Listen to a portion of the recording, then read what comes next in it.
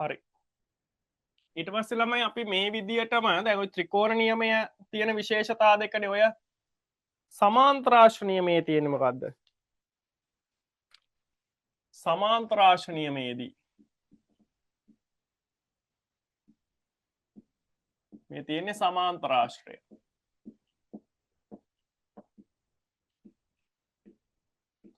සමාන්තරාශ්‍ර නියමයේදී තියෙන පළවෙනිම දේ තමයි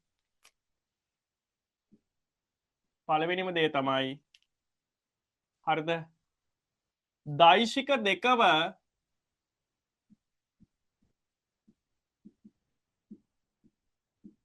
එකම ලක්ෂයකින් දෛශික දෙකම එකම ලක්ෂයකින් ඇඳීම ආරම්භයි. හරිද? එතකොට මෙතන ළමයි හිසට හිස head to head විදියටයි මේක ගන්න. h to h. හරිද? කොහොම ගන්නෙ? දෛශික දෙකම එකම ලක්ෂයකින් තමයි ඇඳීම ආරම්භ. පැහැදිලිද? අංක දෙක කාරණය දෛශික දෙකෙහි ඡේදන ලක්ෂය හරහා යන විකර්ණයෙන් දෛශික දෙකෙහි ඡේදන ලක්ෂය හරහා යන විකර්ණයෙන් ආරම්භයේ සිට අවසානය දක්වා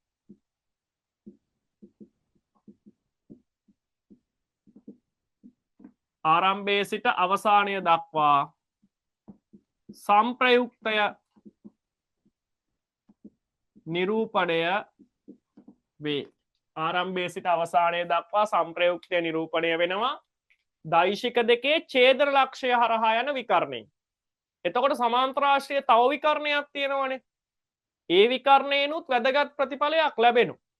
ඒ මොකක්ද කියලා මම පසුව කියන්නම්. මෙතනදි ඡේදන ලක්ෂය හරහා යන විකර්ණයෙන් ලැබෙන්නේ දෛශික දෙකේ එකතුව. තේරුණාද? හරි. මෙන්න මෙතන මම පොඩි සටහනක් දාන්නම්. ඒක අර තියරි පන්තියේ ළමයින්ට එහෙම තාම උගන්ලා නැහැ. දෛශික පාඩමේ අර වැදගත් කරුණු යට තමයි ඒක කියලා දෙන්න තියෙන්නේ. හරි. මෙතනදි ගත්තට පස්සේ මේ තියෙන එක දෛශිකයක් p දෛශිකය. මේ තියෙන්නේ ඒකේ අනිකා මේ එකම ලක්ෂයෙන් පටන් ගන්න h to h හිසට හිස තියාගෙන ඉන්නේ ඒගොල්ලෝ. මේක q දෛශිකය. ත්‍රිකෝණය සම්පූර්ණ කරන්න. එතකොට ළමයි මෙන්න මෙතන මේ ඡේදන ලක්ෂය හරහා යන විකර්ණයෙන් ආරම්භයේ සිට අවසානය දක්වා නිරූපණය වෙන්නේ එකතුව. මේ දෛශික දෙකේ එකතුව තමයි ඒකෙන් නිරූපණය වෙන්නේ. එකතුව. දෛශික දෙකේ එකතුව. මෙන්න මේ විකර්ණයෙන් නිරූපණය වෙන්නේ ළමයි. අනෙක් විකර්ණයෙන් නිරූපණය වෙන්නේ ඒක පසුව කියලා දෙන්නම්. මෙතනින් එන්නේ අන්තරය. හරිද? හරි. අන්න වෙන පාට පෑන් පාවිච්චි කළා මේ ටික ලියලා මෙතනදී මේ රූප සානත් ලස්සනට අඳි.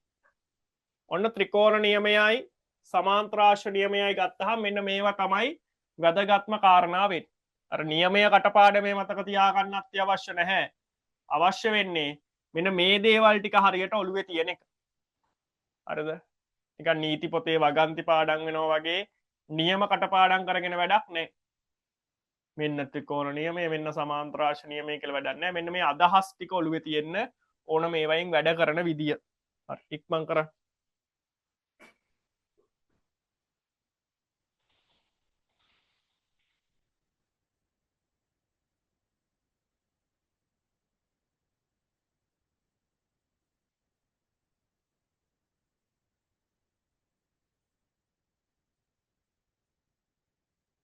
හරි ඉක්මන් කරන්න. මේ ලියලා තියෙන ළමයි දෛශික දෙකම එකම ලක්ෂයකින් ඇඳීම ආරම්භයි. දෛශික දෙකම එකම ලක්ෂයකින් ඇඳීම ආරම්භයි. දෛශික දෙකෙහි ඡේද ලක්ෂය හරහා යන විකර්ණයෙන් ආරම්භයේ සිට අවසානය දක්වා සංප්‍රයුක්තය නිරූපණය වේ. දෛශික දෙකෙහි ඡේද ලක්ෂය හරහා යන විකර්ණයෙන් ආරම්භයේ සිට අවසානය දක්වා සංප්‍රයුක්තය නිරූපණය වේ. මෙතනදි ගත්තට පස්සේ මේ තියෙන රූප සරහන, මේ තියෙන p දෛශිකය, මේ තියෙන q දෛශිකය, මේ දෙන්න එකම තැනින් ඇඳීම ආරම්භලා තියෙන්නේ.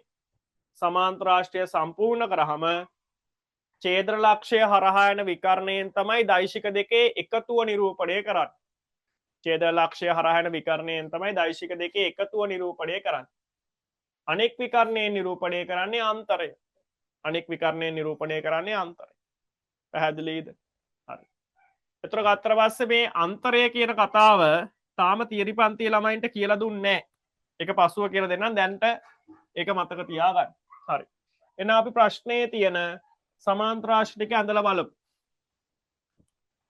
ප්‍රශ්නේ තියෙන සමාන්තරාශ්‍ර ටික ඇඳලා බලමු කොහොමද වැඩේ වෙන්නේ කියලා.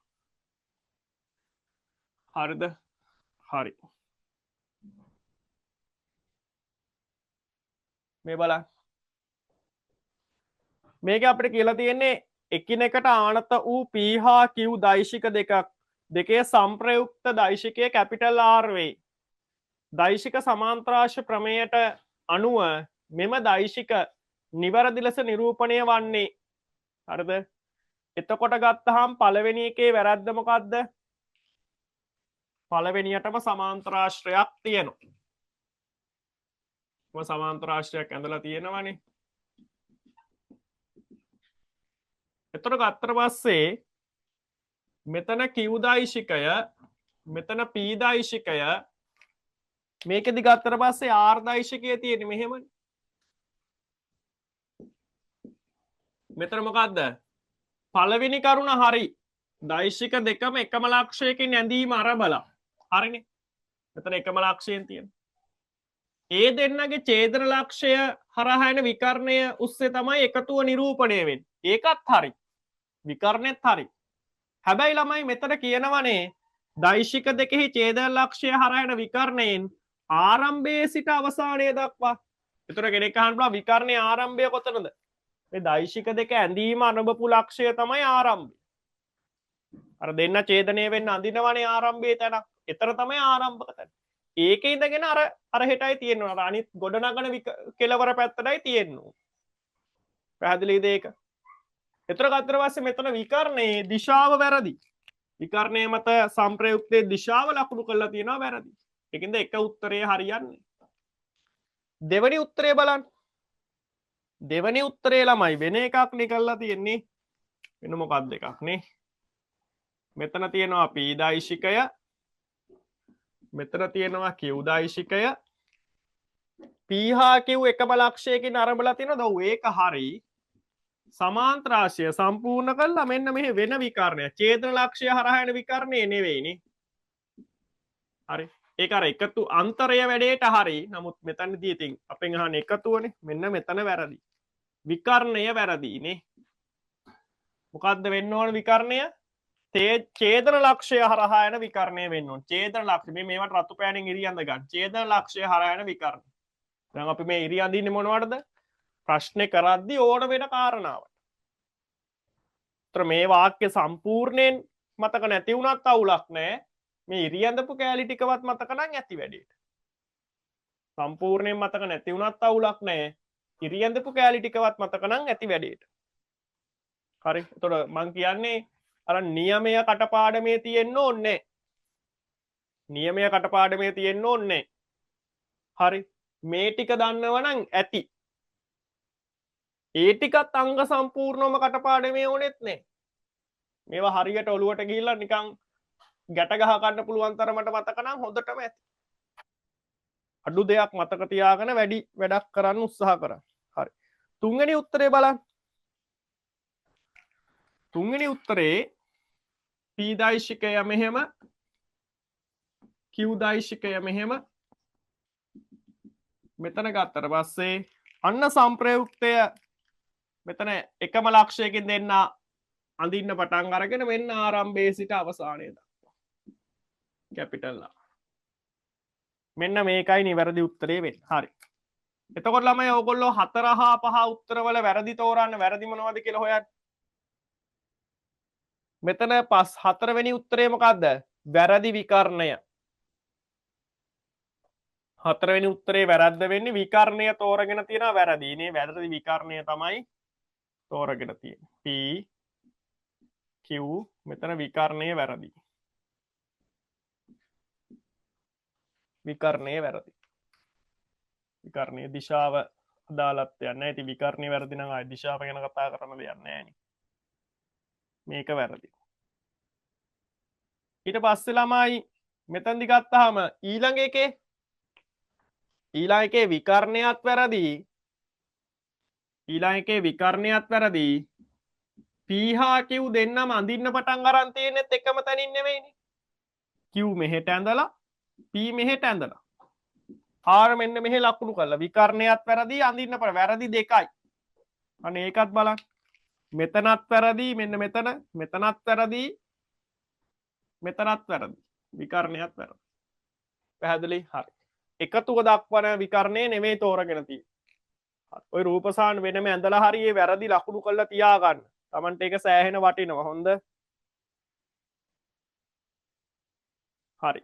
අපි ඊට පස්සේ ළමයි විභේදනය කියන කොටසට එන්නේ. දෛශික විභේදනය.